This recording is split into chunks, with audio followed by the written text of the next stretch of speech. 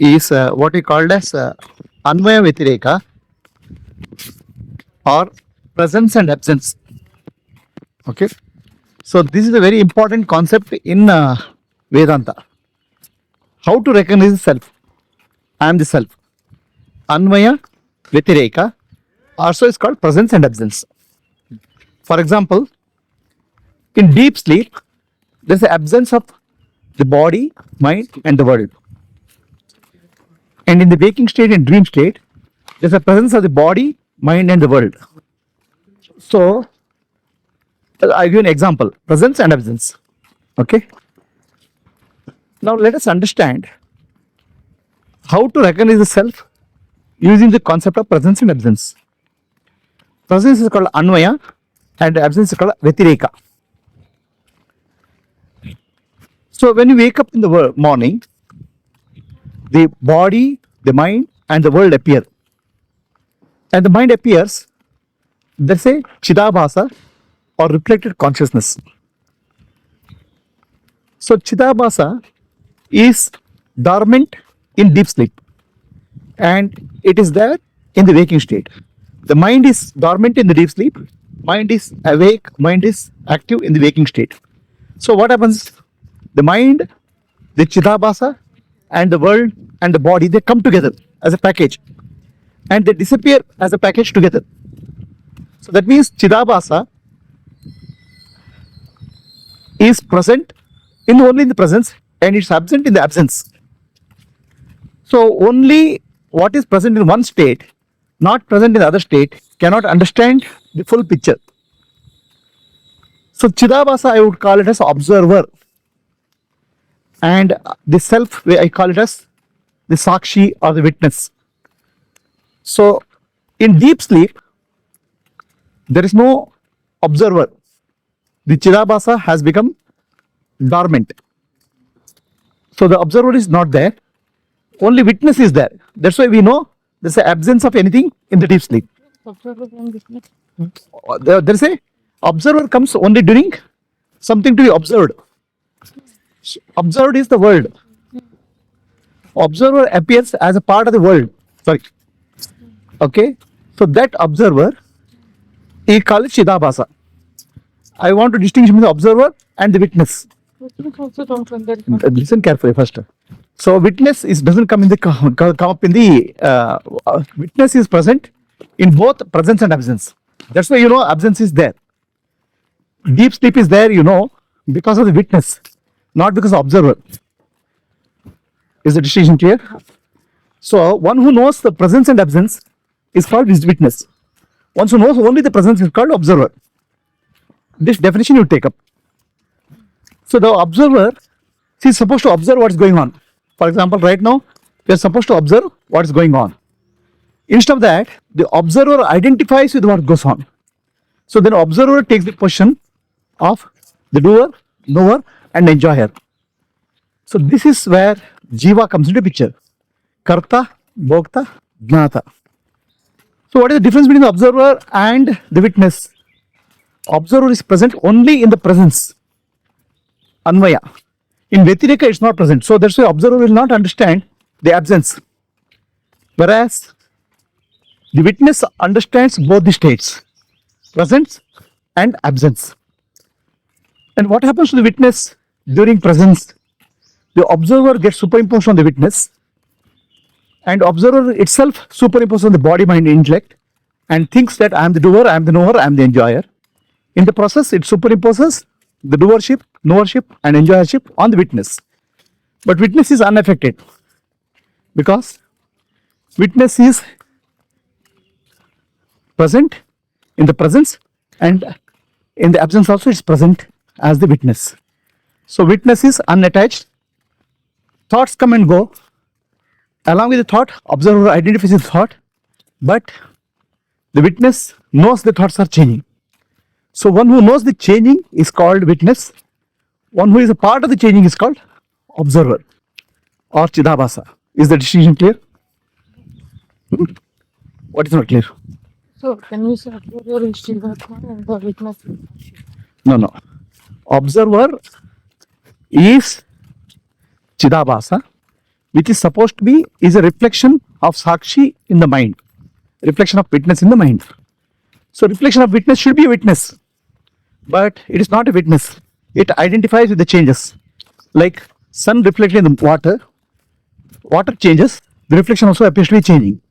So that's why the observer identifies with the changes in the body and mind. Now, what we call as Jivatma is observer and Sakshi together is called Jivatma. Observer and Sakshi is the Atma. Observer plus Sakshi together we call as Jivatma. Whereas Sakshi alone is called Atma. So that distinction you have to be clear. So Jivatma is present in the presence. In the absence, Jivatma is dormant. But Sakshi is present in both states. Is the distinction clear? That's what. Chidabhasa plus Atma with identify the body and mind is called Jivatma. So let me repeat again. Chidabhasa is the reflection. It is a reflection of Sakshi, the witness. It is supposed to witness, but it gets identified. Right? Reflection of Sakshi should be pure reflection, which is Sakshi only, witness only. But instead of witnessing, it starts identifying the body-mind complex. In the process of identifying the body-mind complex, it becomes Jiva. So now Jiva alone is not independent. Sakshi is present behind. So that's why Jivatma is the terminology we use for the individual consciousness, individualized consciousness. So where is the separation takes place? First, Jivatma should understand I am only there in the present state. When the presence is there, I am there. When the world and the body is there, I am there. And I am absent during the world and body being absent. Then somebody is present in both the states. That's called Sakshi. Now that Sakshi is real self. One who is aware of both presence and absence. Anvaya and Vyatireka. So that Sakshi is my nature because you are there in the deep state, you are in the waking state. But not as an observer. Observer comes only during waking state, the Chidabhasa or dream state. So that is my true nature. So Anvaya and Vyatireka, presence and absence is the real criteria for determining who is the self. So now the Chidabhasa has to understand my real nature is the witness. Witnessing is my nature. Instead of witnessing, Chidabhasa identifies with the objects. That's okay for interaction with the world. When you interact with the world, you need to identify the body. But immediately Chidabhasa has to recognize I am the Sakshi. So become observer of the body. The moment you become the observer of the body, Chidabhasa takes the position of Sakshi. When you interact with the world, Jivatma identifies the body, which is required, fair enough. Because without identifying the body, you cannot interact with the world. But when you take your attention back to the body or the mind, now Jivatma takes the position of Sakshi. Sakshi is there all the time in the presence and absence. It's like a background screen. Presence and absence is a movie on the screen. So this we have to recognize. Is the question clear? Is the answer clear? Now how to do that in various activities? The presence is the absence is there everywhere. For example, sound is the presence, silence is the absence. That's why music is divine, because musician plays with the silence actually. Musician doesn't play with the sound. With the silence, he creates sound, and this effect is to create silence in the mind. So one who is aware of both silence and sound becomes the Sakshi, the witness, the Atma. That's why the musician has the ability to take you to divine state. On the other hand, anywhere you notice sound and silence, then you are the one who notices the sound and silence is called Sakshi. One who notices sound only is called Jivatma. Is the distinction clear? The waking state. During the waking state. Able to witness sound and silence. Yeah. So Here is this the observer or witness. So when you are able to observe this presence, which is presence of sound, it is the Jivatma. Okay? And in the absence of the sound, Jivatma is also dormant, because Jivatma requires a presence. But then in waking state. In the waking state only. When the waking state, when you start recognizing that I am the Sakshi, becoming aware of the absence, then what will happen? You start taking your state to reality. That's why when you inquire in the who am I in the waking state, in reality you are becoming aware that I am Sakshi in the absence of sound. In the silence, I am Sakshi. So you are becoming your own nature. So this is called meditation. With eyes open, you can meditate. So let us take the walking now. While walking, there's a pressure on the foot, and there's an absence of pressure on the foot. When the pressure on the foot is there, then there's a body, there's a mind, and there's a Sakshi, the Chidabhasa, observing this or identifying with this. In the absence, there is none of this. So what is there is pure awareness. So that pure awareness is Sakshi. So that's your true nature. So we should notice the presence and absence in walking, sound and silence in the world, and in the colors, shades of colors, black and white. So the presence and absence, we have to, white is black, white is presence, black is absence. Notice the two. And in space, there's an object which is presence, and gap between the two objects is absence. So start noticing presence and absence together. Then it's a complete seeing. When you start seeing things completely, you are more and more moving closer to the reality. Similarly, become aware of the body. There's a sensation and there's an absence of sensation. In presence of sensation is like vibration. Presence and absence. So in the presence, there is a Jivatma, which is Chidabhasa, identifying Chidabhasa, observing the sensation, and Atma, Sakshi. So in the absence, only Sakshi is there. So start noticing the presence and absence of sensations in the body. Similarly, start noticing presence and absence in the breath. In the breath, there's a movement, in movement, there's an out movement, and there's a gap between the in movement and out movement. In that gap, there's an absence. So the one in that gap, absence, you are Sakshi, you are Atma only already. In the presence of breath, you are actually you are Jivatma. So Atma, nothing has happened. Atma is there in the absence of movement of the breath, which is pause. In breath, there is a pause. The out breath, there is a pause. So in that pause, Jivatma is there. So now, same thing is true for thoughts. The presence of thought is there, absence of thought is there. There's a gap between the thoughts. So in that gap between thoughts, only Sakshi is there. In the presence of the thoughts, it's Chidabhasa plus Sakshi, which is Jivatma, is there. So like that, we have to use the Anvaya Vyatireka to identify I am Sakshi. So now the question will ask, okay, thoughts are very difficult to find the gap. I'm very difficult to find the gap. So that's very simple. So convert the thoughts into japa. Om Sadgurudevaya Namaha. Give a gap. Wait for silently until thoughts come. They again give Om Sadgurudevaya Namaha. In that gap, you have already become Sakshi. So try to become more and more, come back to your true nature through japa, through while walking, while observing sound and silence, while talking also. While talking, you are continuously talking, and give a gap between the talk, conscious gap. In that gap, you are already Sakshi. So like that, we have to achieve enlightenment in the waking state, not in the dream state, not in other. When you start becoming more and more aware of the gaps, more and more aware of Vyatireka, then you become more and more closer to the self. So this meditation is a process which can be done throughout the day. It is not just one time while sitting.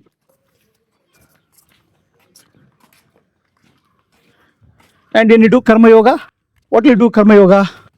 In Karma Yoga, the actions are there, but I'm not the doer. The absence of doership is Sakshi, Atma.